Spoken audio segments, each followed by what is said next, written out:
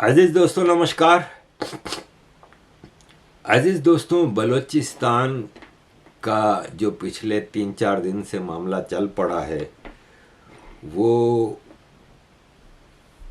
अब कोई ऑपरेशन नहीं हो रहा, कोई मिलिटेंसी नहीं हो रही, ये बाकायदा जंग है।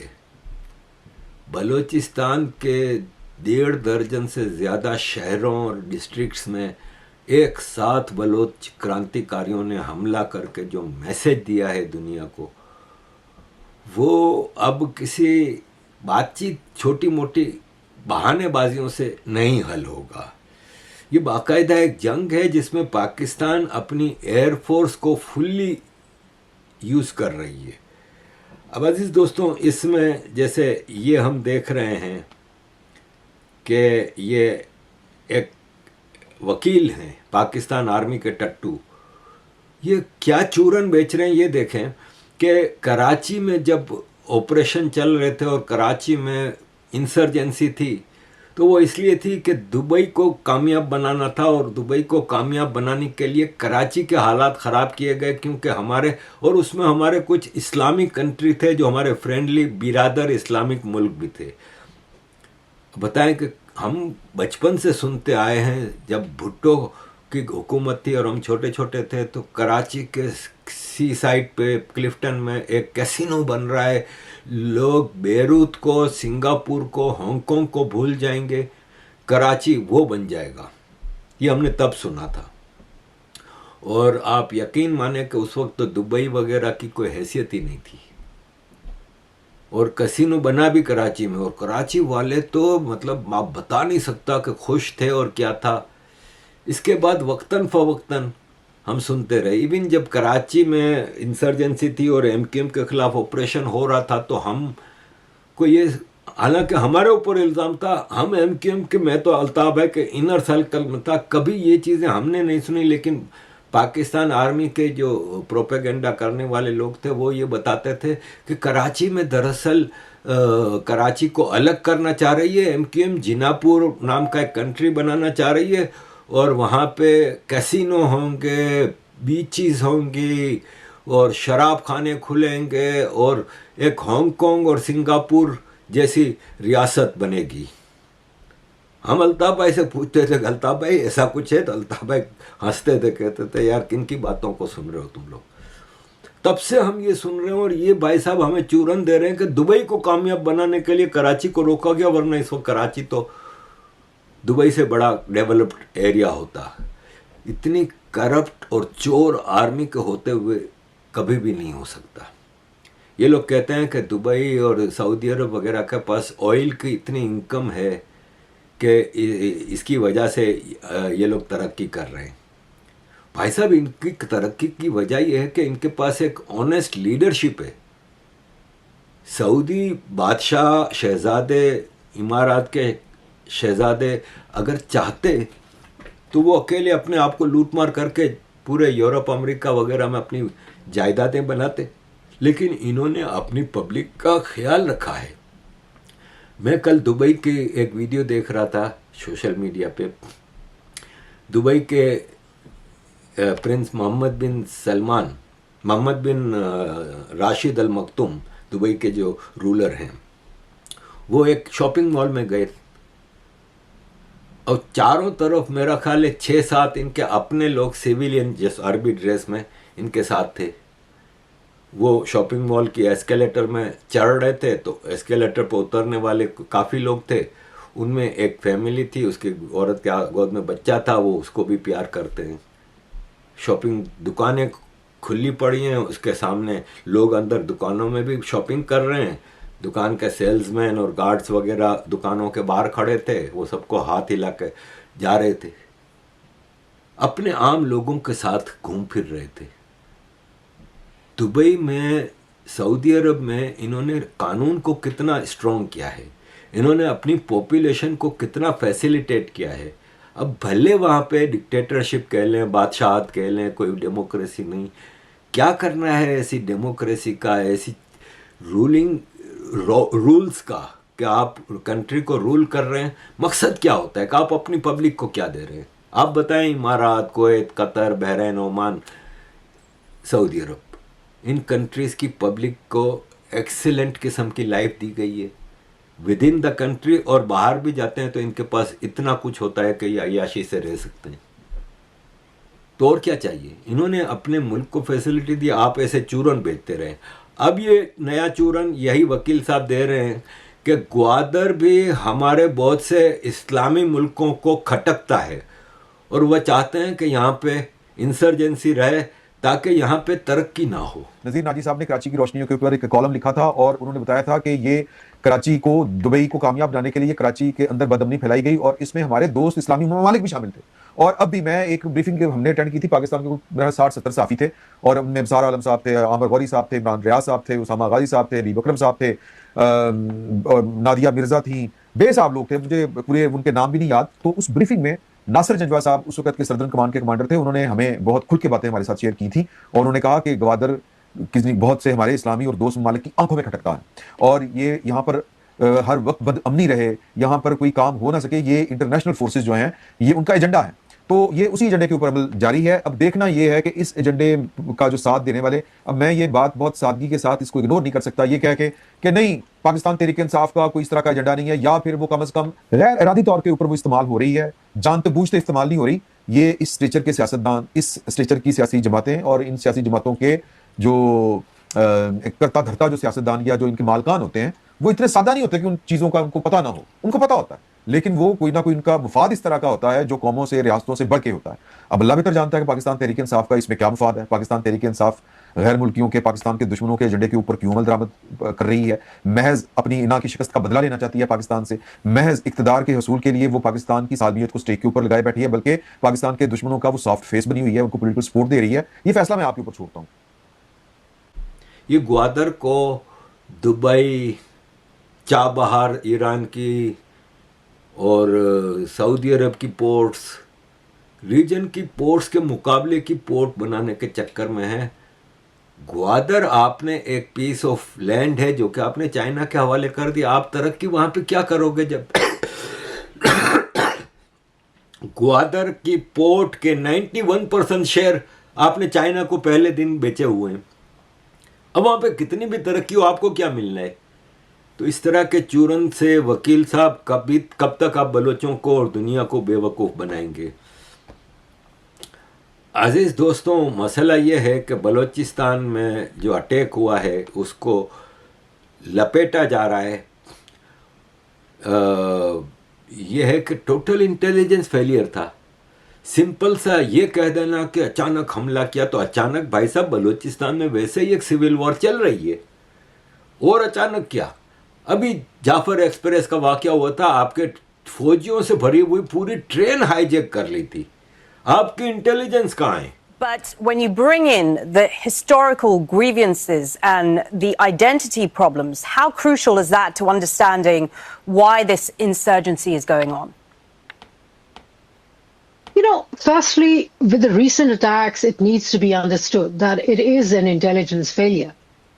I mean, if the government is so arrogant and the state is so arrogant and feels that it controls, that the bulk of the Baloch are actually with the government, then how come this, military failure, intelligence failure? 37 attacks, north, south, east, west, all of Balochistan has been attacked. In fact, Quetta, which is the main central city, the militants have penetrated, Quetta city. And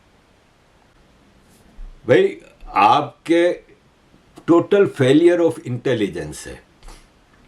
इस पे ये एक programme हुआ, उसमें international मतलब Al Jazeera के channel पे पाकिस्तान का रिटायर्ड जनरल है, वो कह रहा था कि नहीं इसमें फॉरेन इन्वॉल्वमेंट है, ये वो भाई साहब, उसको एंकर ने पूछा कि हाईली एजुकेटेड स्टूडेंट्स, डॉक्टर और इंजीनियर, औरतें, बच्चे, बूढ़े सब इस मूवमेंट में शामिल हैं, इसको आप एक इंसर्जेंसी थोड़ी कह सकते हैं। I think there is a whole trail of proxy warfare, organized crime, and Rashid, if I could interrupt you briefly, what we are seeing now is a movement that is recruiting educated middle class professionals, engineers, students, even doctors and teachers from within the Baluchistan region. How do you explain that? If you keep pointing the finger to India, why are they recruiting people from within the state? ये total war है, freedom war है।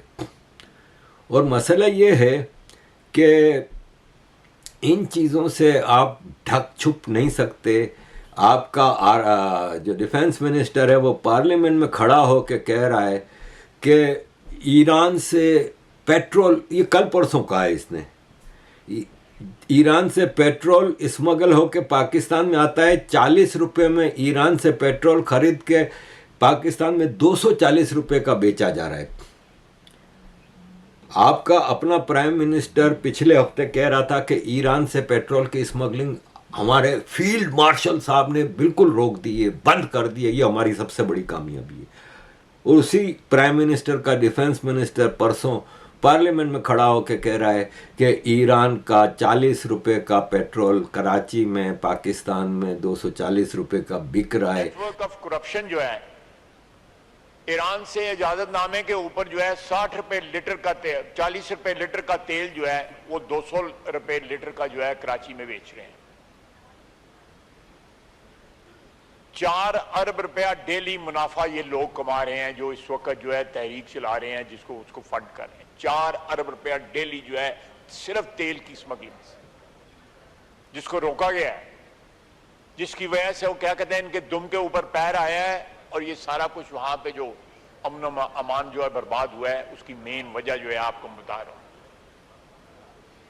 और ये एक nexus बन गया है वहां पे, जो ब्यूरोक्रेसी है उसके साथ जो ट्राइबल लीडरशिप है और क्रिमिनल एलिमेंट्स का, ये एक नेक्सस बन के इस सारी तहरीक को, जो इसका क्लेम कोई और था लेकिन मकसद कोई इस वक्त और बन गया।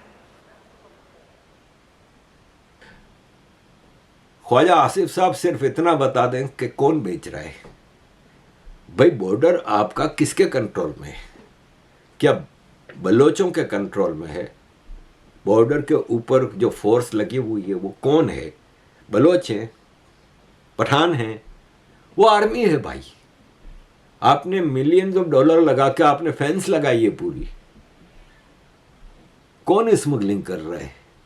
वो स्मगलर सिंपल सा आर्मी है। और 40 रुपए का पेट्रोल कराची में अगर 240 रुपए का बेच रहा है तो वो टोटल आर्मी की जेब में जा रहा है, पूरे का पूरा पैसा, उसमें कोई भागीदार नहीं है। दूसरा, भाई साहब फरमा रहे हैं कि बलोचों के पास इतने महंगे और ख़तरनाक हथियार हैं। मतलब ये कह रहा है कि लाखों रुपए की बंदूकें और मैगजीन वगैरह हैं इनके पास, जो हमारे पास नहीं है। तो भाई साहब, पाकिस्तान 240 करोड़ लोगों के कंट्री का पूरा बजट खा जाती है तुम्हारी आर्मी। 20 लाख रुपए की तो सिर्फ राइफल है, हमारे पास नहीं है वो राइफल। उसके ऊपर जो लेजर, जो हीट, बॉडी की हीट से डिटेक्ट होकर फायर होता है, वो $4,000-5,000 का वो है। टोटल जो गियर है इनके पास जो है, इट्स क्लोज टू $20,000। इवन अभी 7 बिलियन रुपए तो अभी 2 हफ्ते पहले आर्मी को शहबाज शरीफ ने दिए थे। तुम कैसे कह सकते हो कि तुम्हारे पास इतने महंगे हथियार नहीं है? तो फिर डूब मरो। फिर इस आर्मी का क्या करना भाई?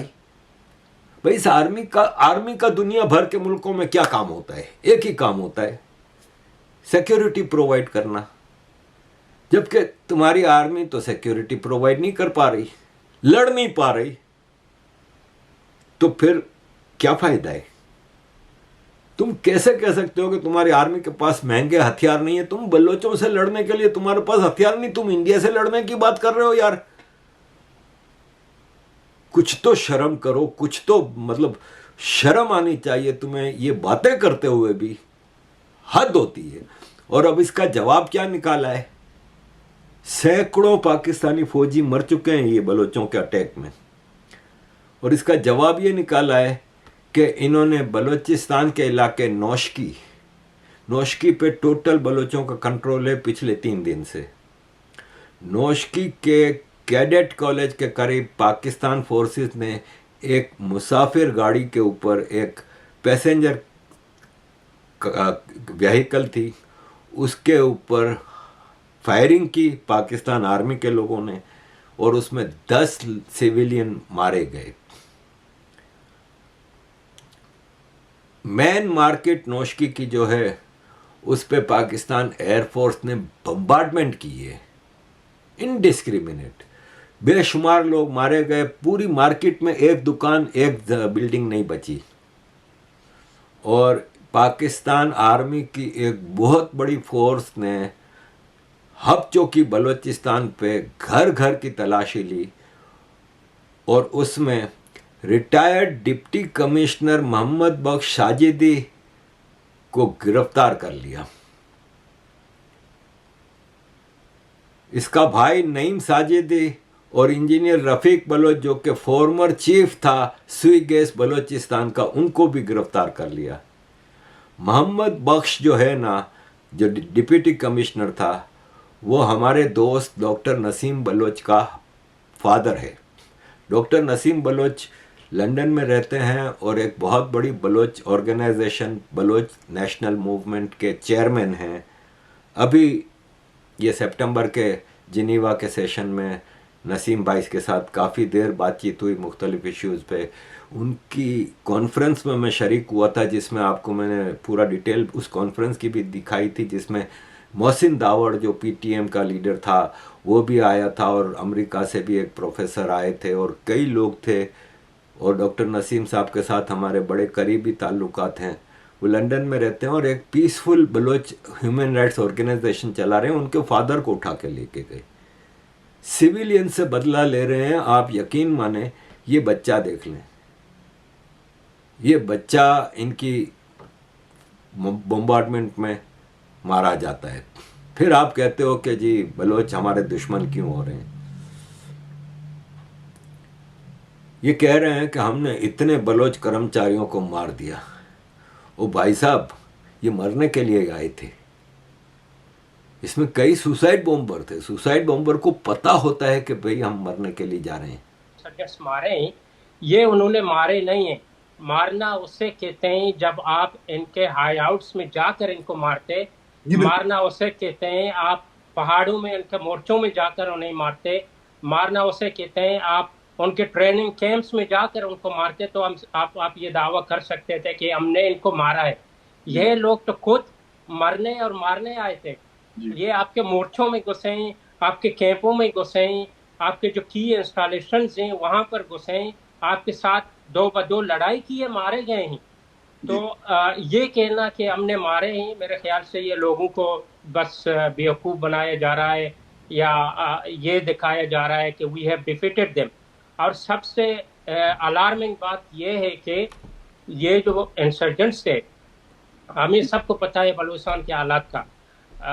बाकी जो बलूचिस्तान के जो रूरल एरियाज हैं खास तौर पर, लेकिन इस मरतबा एक रेयर इंसिडेंट ये हुआ है कि ये क्वेटा जो बलूचिस्तान का सूबाई दारुल हुकूमत है वहाँ पर भी घुसे। वहाँ रेड जोन में जाके उन्होंने धमाके किए हैं। क्वेटा के मुख्तलिफ इलाकों में, सरियाब में, ईस्टर्न बाईपास में उन्होंने पुलिस स्टेशन पर हमले किए हैं, वहाँ जेलियों को छुड़ाया है, बैंकों पर हमले किए हैं। तो बिल्कुल खुल्लम खुला वो क्वेटा में घूमते रहे हैं। और हमारी इत्तला के मुताबिक जो इंसर्जेंट्स जख्मी हो रहे थे, हमें जो बताया गया क्वेटा से, वो क्वेटा के मुख्तलिफ हॉस्पिटलों में जाके अपना इलाज भी वक्त करवा रहे थे। गवर्नमेंट की रेड का ये अलमिया था कि वो अब कहते हैं हमने इनको मारा है, वो तो इनको कंट्रोल नहीं कर पाए। और अभी भी आपने पूछा कि लेटेस्ट सिचुएशन क्या है। लेटेस्ट सूरत हाल ये है कि नौशकी में, दालबंदीन में, सिब्बी में, कुछ और इलाकों में बलूचिस्तान के अभी भी ये झड़पें जारी हैं। अराउंड 35-30 आवर्स हो गए इस वक्त जो हम बात। आपने इनको मारा नहीं है, ये तो खुद आप लोगों को मार के फिर मरे हैं। आप इनसे कैसे लड़ोगे भाई? और यह है कि इसका नतीजा पाकिस्तान आर्मी को बहुत ही भयानक मिलेगा। और ये इतनी आसानी से मसला सॉल्व होने वाला नहीं है, और इसका अगर पॉलिटिकल सॉल्यूशन ढूंढने की अब पाकिस्तान कोशिश करे ना तो भूल जाए।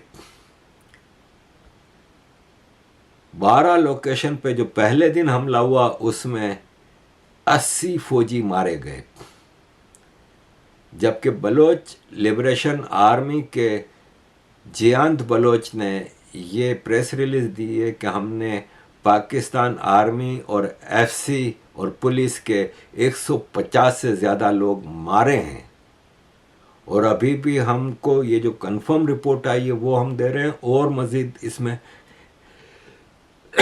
इजाफा हो सकता है। पाकिस्तान आर्मी का नौशकी डिस्ट्रिक्ट बलूचिस्तान का फुल कंट्रोल इन्होंने हासिल कर लिया, और 2 दिन तक जंग चलती रही वहाँ पे। बलूचिस्तान लिबरेशन आर्मी ने वो आर्मी का हेडक्वार्टर नहीं छोड़ा, और जिन हथियारों की ख्वाजा आसिफ बात कर रहा है ना असम्बली में, वो हथियार पाकिस्तान आर्मी के मुख्तलिफ डिपोज़ में, नौशकी में, कोयटा में, बोलान में, मकरान में, ग्वादर में, मुख्तलिफ पाकिस्तान आर्मी की डेपोज़ के ऊपर हमला करके बलोच कर्मचारी लेके गए हैं।